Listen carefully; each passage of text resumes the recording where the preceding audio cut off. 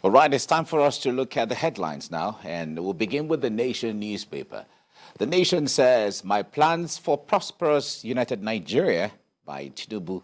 All right, that's the APC presidential candidate. Ruling party's standard bearer unfolds a blueprint for out-of-school children. Why North should vote APC candidate by El-Rufai as a governor of Kaduna State. That's the Nation newspaper. From there, let's move to the leadership. Leadership is focusing on 2023 presidency, and it says Atiku, Tinubu, Obi begin real battle for northern votes. Okay, and APC LP flag bearers lay agenda before Arewa committee, and I'll ensure indivisible Nigeria. Tinubu is saying this. Obi promises to unlock Nigeria's greatness, stem corruption. And Atiku pledges to reposition manufacturing sector and tackle terrorism. NNPP intervenes in Southwest crisis. That's what the leadership has in there. From there, let's move to Blueprint newspaper. Blueprint says Jagaban meets Atiku at Kaduna Airport and said, "Step down for me. It's payback time," Tinubu tells ex-president. All right. Step down for me. It's payback time, Tinubu tells ex-VP.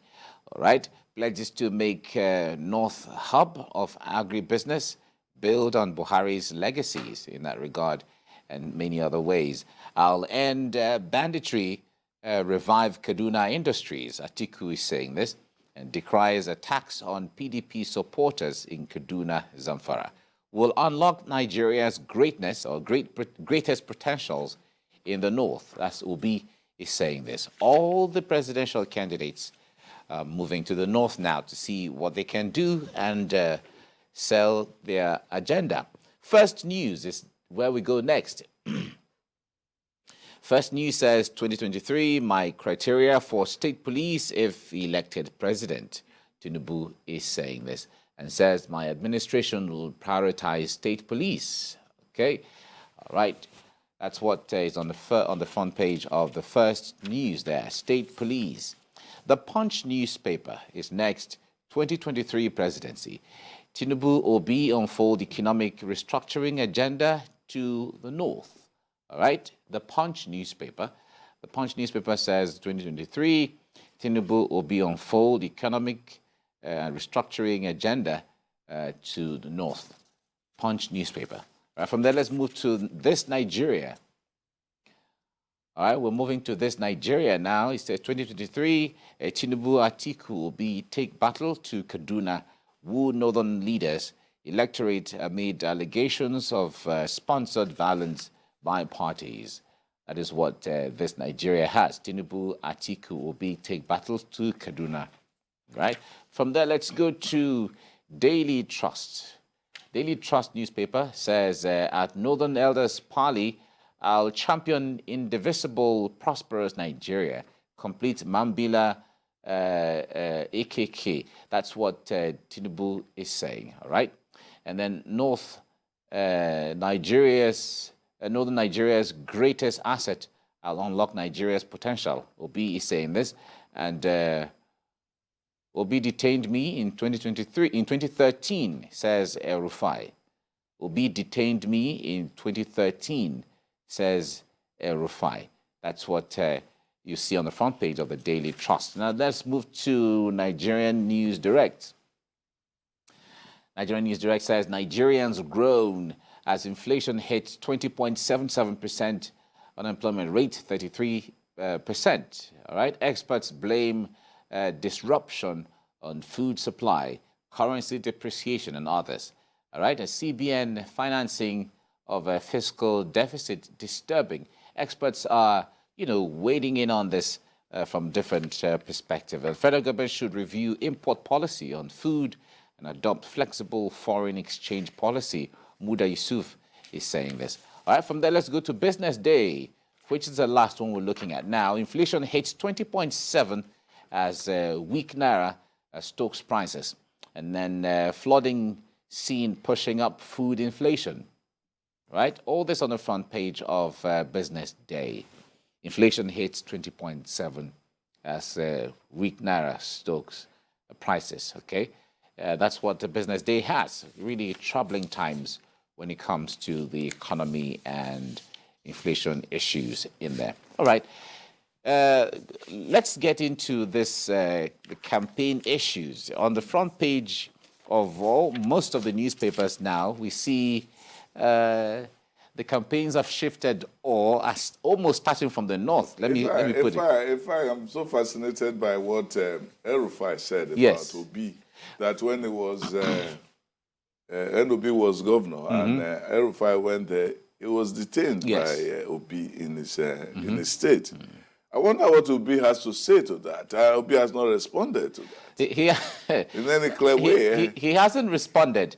Well, I think he was trying to, recollect the experiences he had, and from some other conversations he had outside of that, he was saying, well, someone who is going to be a leader of everyone in that regard, if we do a retrospect of him at the times when there was no searchlight of that kind, or if the person can be that divisive on one hand or segregatory on the other hand, then what kind of leader would that kind of those were the kind of interpretations people were giving to. And he was saying, and that's Arewa is saying, well, when it comes to my state to campaign, I'm not going to detain him. That was his playing the generosity card. Yes. I'm more magnanimous. I'm not like you. I'm more magnanimous. It would be very interesting for Obi to say something about that. Will he deny it? And if he accepts it, is he going to apologize? Even if he apologizes, does that mean that he has even grown up from that? Because people have also accused him on several occasions of these other things in that regard, that when he was governor, he also repatriated some citizens from Akwa Ibom, sent them back to their states. That he did that he divided the Catholics and the Anglicans in the state. He needs to address all of those issues because those are very crucial if you want to unite the people on an ethnic and religious parapet. Then you have to address those issues. No, exactly. Yes. The point there is at times like this.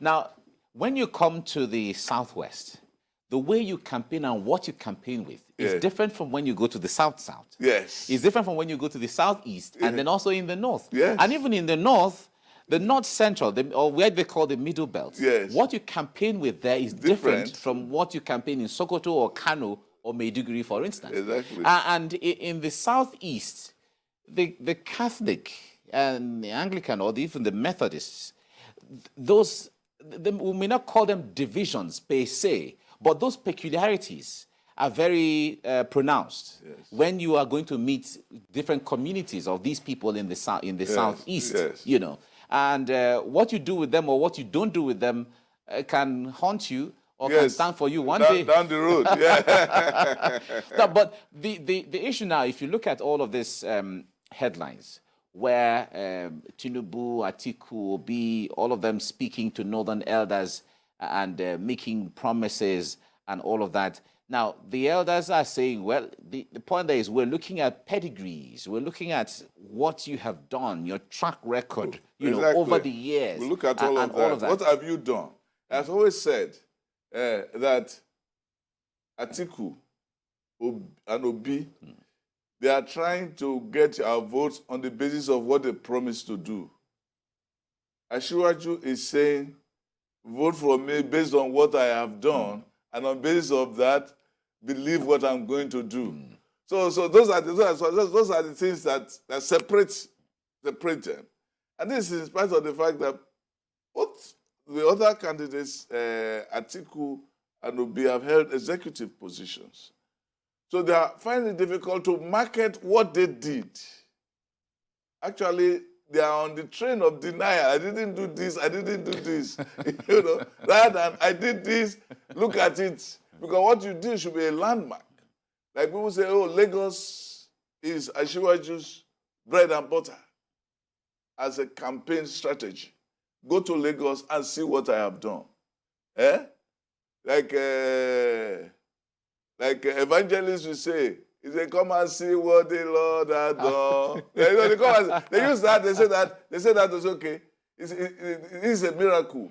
Go there and tell them. Like Jesus told the disciples when John the Baptist was wondering whether is it the real Christ. Exactly. He said, go there and tell them. Are we still expecting another one? Say, go and tell them what you have seen. I've healed the sick. I've healed the sick. They have stopped the deaf, the hearing, the deaf. I've opened the mouth of the dumb. The cripples are walking. The cripples are walking. So go and tell them. So that's what he said. That's the Tinubu zone. But these people, Atiku is denying. I didn't do this. I didn't destroy commerce. I didn't divide. Well. He's not saying what he did for Adamawa. It's for Adamawa. People can't see what he did there. That's an example. As well, Obi was governor for 8 years. What have you done in 8 years? What is the landmark? Yeah? So people laugh at him and say, okay, let us see. Look at the water corporation in Lagos. Look at water corporation in Anambra, and things like that. So things like that happen. And then you see the presentation at what they call it, Arewa House. Atiku is saying, I will revive this, I will stop insecurity. They're not specific. Ashwari says, I will make the North an agricultural hub. This is focusing. This is specific. This is expressing a vision. It's talking about state police and talking about the mechanics of achieving the state police. It's already going into something. This is without even unveiling the full gamut of the manifesto and all the programs. So these people will do a good deal service to the electorate if they give us things to eat, don't give us generalities. Or I will revive the potential. That's what everybody has said. And unlock the greatest assets. What does that mean? That's big. Everybody can say that. I remember when I was giving a talk in the U.S. in those days about the potential of Nigeria. I said, when I was born, people said that Nigeria had a great potential. Yeah. I said today, people still say Nigeria has a great potential. Exactly. When do we translate that potential to prosperity? Exactly.